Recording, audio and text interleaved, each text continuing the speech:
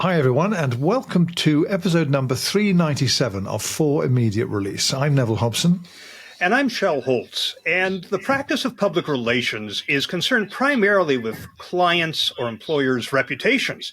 And one of the ways to secure a strong reputation is to establish companies and the company's executives and its specialists as thought leaders. Now, I'll go out on a limb and assume that if you listen to FIR, you have a pretty good idea of what thought leadership is, but just to make sure we cross the T's and dot the I's, thought leadership is the expression of ideas that demonstrate you have expertise in a particular field or an area or a topic. It suggests you have intellectual influence and innovative or pioneering thinking. You don't declare yourself a thought leader.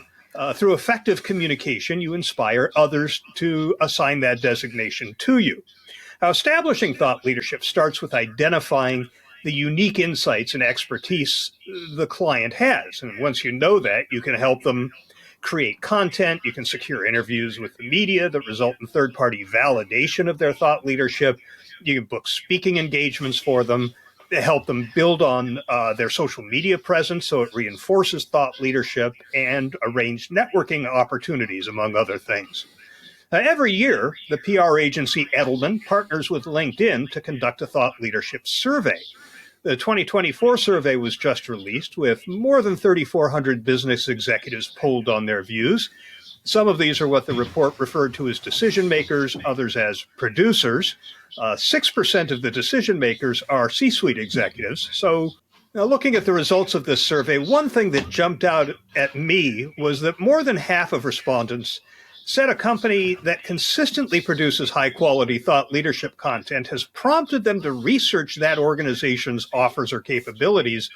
And another 60% said that seeing thought leadership helped them realize that they themselves weren't doing what the thought leaders did, and maybe they should. But the word that jumped out at me in this particular result was that thought leadership can result in a company finding itself on a buyer's shortlist. A company I work for is a general contractor and builder, as regular listeners know, and Neville, as I'm sure you know. And part of the process of virtually all our new business pursuits is getting shortlisted. You submit your proposal, the client narrows the proposals down to a few, and those builders are invited in for interviews. That's how it usually goes. In the survey, 75% of respondents said they thought that thought leadership led them to research a product or service they weren't even considering before. And 90% of decision makers and C-suite executives said they're moderately or very likely to be more receptive to sales or marketing outreach from a company that consistently produces high-quality thought leadership.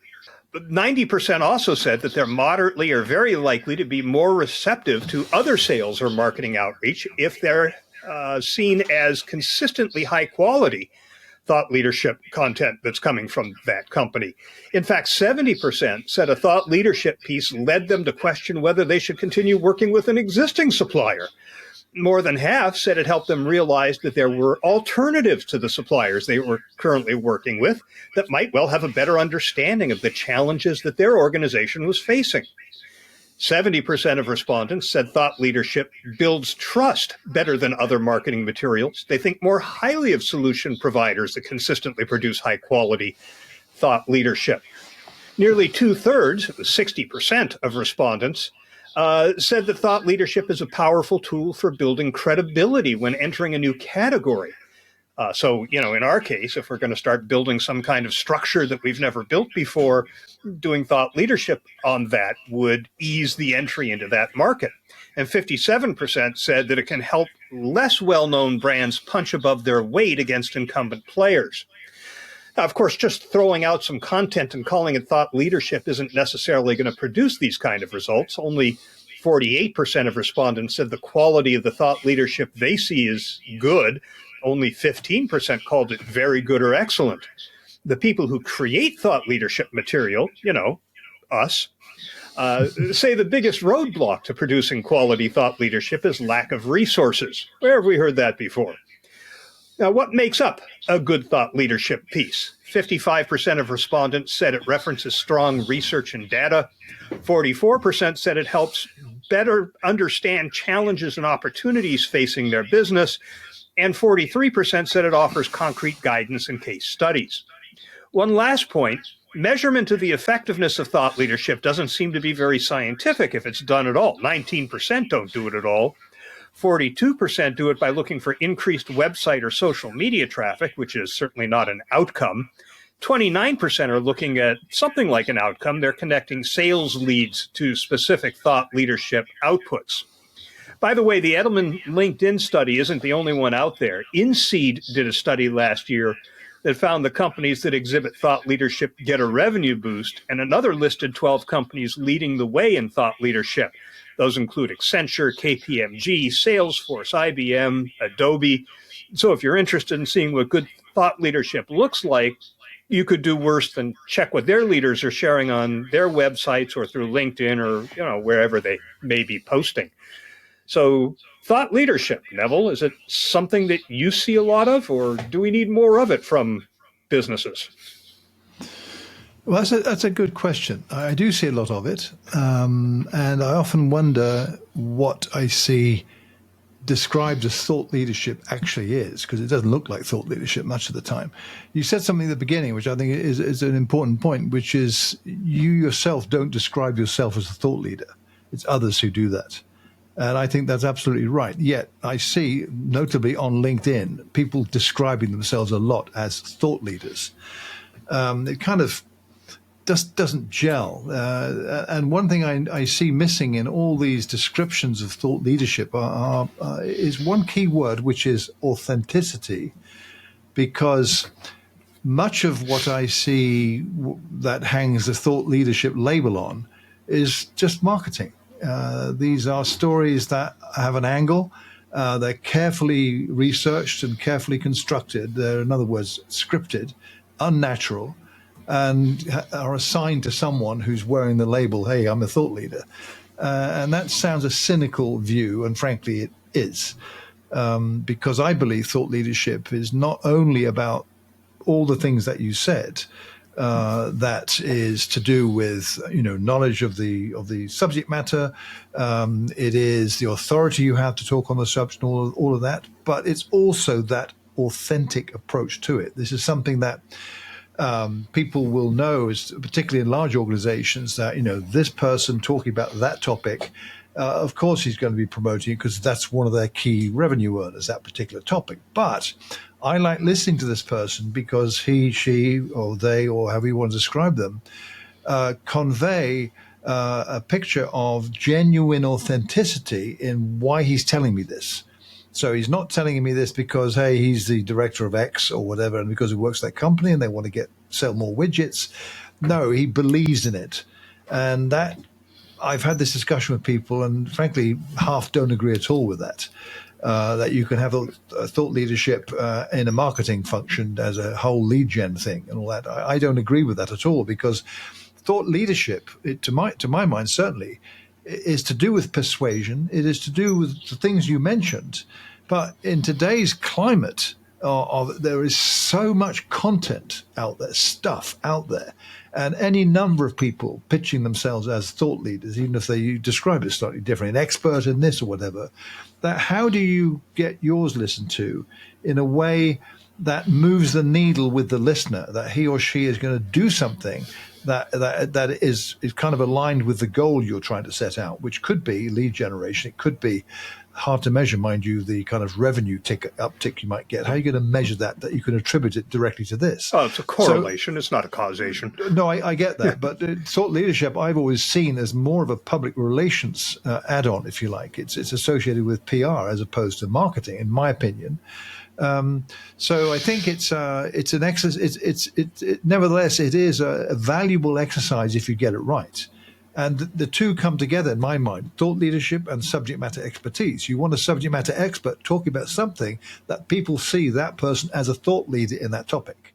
So it's not like, here's a text that someone in marketing has created, and you, sales director of so-and-so, we want you to kind of write something about this, and we're going to position you as a thought leader. That is not uncommon. I won't say it is common, so I'll reverse it by saying it's not uncommon. That's wrong. That's the wrong way to do it. You're wasting your time and effort, and it probably isn't going to work too well.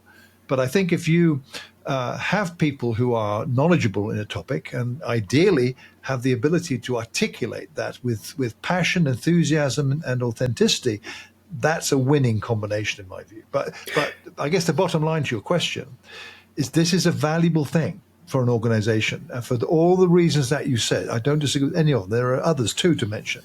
So it's worth doing, I believe. But you've got to do it right. You have to do it right. I think it's important to understand what it is and what your objectives are as you go into it. I mean, any thought leadership piece could produce leads. I mean, somebody is searching because they have a need for a particular area of expertise or a particular service, and they find something that was produced out of your organization that qualifies as thought leadership, and they go, that's exactly the kind of person I need on my team, and they bring you aboard. So, I mean, it can have that effect, but that's not the goal. The goal is really to open the door to receptivity among prospective clients to your marketing, your sales, your lead generation efforts. And it's also a level above subject matter expertise. You put a room full of subject matter experts together talking about what it is they're subject matter experts about, and they're likely to have the same level of knowledge, and it's not likely that anybody's going to walk out going, I was blown away by what that person said. If one of them's a thought leader, it means they have new insights. They have a perspective on that area of subject matter expertise that maybe other people haven't thought of before. It could be because they've looked at the data in a new way. It could just be that they are particularly attuned to it or aligned with needs and opportunities that allow them to see things in a different light. But it's a cut above subject matter expertise. And being able to convey that through whatever channels you have available to you is what gets it out into the world and leads people to say, now there's a thought leader. There's somebody talking about this in a way I've never heard before, or presenting solutions I hadn't considered before, even though I have subject matter experts in my own organization on this particular topic. So that, therefore, is a siren call to organizations to think more about how you bandy about the term thought leadership. Because your example, a room full of subject matter experts, and they're all calling themselves, or they're all being described as thought leaders, that is not uncommon. That is common. You see that a lot. No, you're right. It should be a level above that. And sadly, most times it's not. No. And I'd like to see more organizations put more effort into thought leadership. I see a lot of, it's almost labeled thought leadership. And I walk away from it saying, I knew all this. How can that be thought leadership if it's something I already knew? I want to be wowed when I see a thought leadership piece that genuinely is. I want to sit back and go, I hadn't considered that before, or that's a unique take on this particular issue. Yeah, that's a thought leader. Yeah, I mean, just to extending that a bit, we could also say that, I'm just looking at some notes I made earlier, that that bigger picture, it can influence societal and industry changes. Here you're talking about things like concepts, ideas like feminism or body positivity, just to give two examples that contribute to a better world. That is not necessarily your industry, but you have a point of view on that particular topic. That is a wide-ranging concept, if you like, or a behavioral element in society as a whole. If that's important to your organization, I'm thinking of some people I follow, actually on LinkedIn as it happens, who I describe as thought leaders, even though I've not seen them described as that. Why do I describe them as thought leaders? Because they talk about a subject that it's a given that therefore they're experts in that topic, possibly. That doesn't come across, it's not pitched that way. That's my conclusion about it. But in a way that I find compelling to listen to what that person's got to say. And I want to listen to them again in the future. And it just so happens that that person works at XYZ company and he's on the board or he's a very senior executive. And rarely will he talk about? I got someone in mind in particular who about his company or his industry directly. He talks about societal issues and moving needles of behaviors in general. And this is all to do with, he doesn't use the word sustainability, by the way, but it's a lot to do with that. He doesn't mention climate change or emissions, none of that. It's actually very, I look forward to reading his stuff. So that to me is the example of someone who's a level above. And I'm not saying that that's therefore your boilerplate for everyone else going forward. Not at all. It's the idea of that. And your point is well made, i.e. this is not subject matter expertise, or rather it is subject matter expertise and something. So that's the bit that's missing. That's the bit that's missing in many organizations, I think. Yeah, excellent point. You have to have the subject matter expertise as a foundational level before you can be a thought leader. Yeah. I follow some people that I have never met or spoken to, but usually what happened is I've read a book by this person and was knocked out and said, I want to know everything this person shares. So I'm thinking Amy Edmondson. I read her book on psychological safety. She's got a book that I have on my Kindle waiting to be read on failure. That's thought leadership. Adam Grant on organizational psychology. I follow him. He's a thought leader, I believe. And since it's somebody else, it's the third party. It's the recipient of that content, the consumer of that content who decides that this is thought leadership. I've designated them thought leaders. And I'm sure that they've heard this before from others. But it strikes me that it was Edelman, along with LinkedIn, that was behind this study, since Edelman is also behind the trust barometer and talking about the plummeting levels of trust and noting that thought leadership is an incredibly easy, it's not easy to do thought leadership, but if you do it well, it's an easy way to raise the level of trust that people have in the organization. So why more people aren't doing it escapes me. Yeah. I mean, there are some cons in it as well. And some of these are, to me, you kind of think, absolutely. Risk of misrepresentation is one, which got me thinking that, someone who is regarded as a thought leader can face backlash or criticism if their ideas are controversial, highly controversial, or misrepresented by the audience. And I think, there's that. There's also content fatigue. I kind of alluded to that earlier, talking about so much content out there. There's a risk of contributing to content fatigue amongst the target audience if you're going to talk about something that 50 other people are, even if you've got an angle that's elevated above that. So there are some cons, but I think on balance, one pro, again, we've talked about this already, but being perceived as a thought leader can increase brand loyalty. And there you've got an intangible that could lead to increased sales because of that, amongst many other factors, of course. So, but I think I'm actually reflecting much on what you said earlier. I think you have to not have 6 thought leaders, right, who are subject matter experts. You need one who's the thought leader. They're all subject matter experts, and one of them is the thought leader.